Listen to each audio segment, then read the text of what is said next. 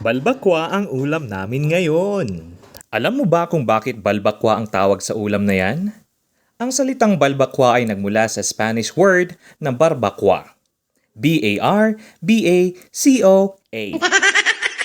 Na ang ibig sabihin ay karne na inihaw ng matagal sa apoy.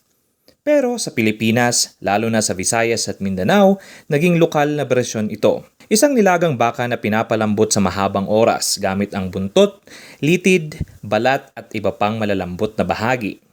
Hindi man ito iniihaw, pareho ang konsepto.